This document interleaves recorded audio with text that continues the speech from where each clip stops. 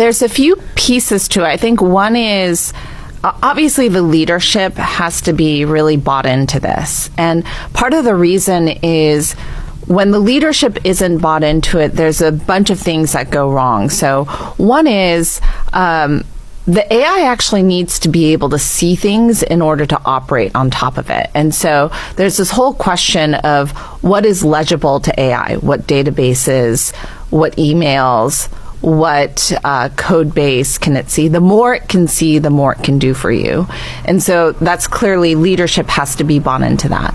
The second piece is that if you're not an engineer, typically a lot of those non-engineer, non-technical folks are a little bit scared of what they might end up doing if they use AI incorrectly. And so there has to be a little bit of permission to make mistakes, to try it out.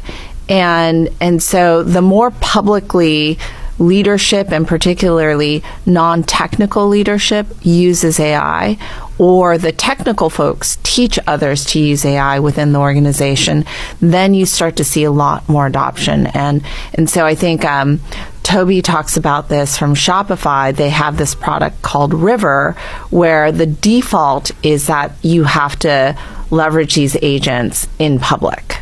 And I think that's a really great example of how one can learn from other people, see what's happening, and then the fear decreases culturally. Totally. It's funny, as you're saying that, I actually find that a lot of the non-technical talent tends to be more of the culture carriers as well. Like, you know, like the friend who's like running marketing that seems to be everywhere at every event and is like so passionate about the product. Like getting them to adopt it and getting them to be excited about it is the path. What do you think is the biggest barrier, other than like fear of failure, between, you know, this like, you know, AI nativity or excitement around AI and the non-technical leaders within an organization?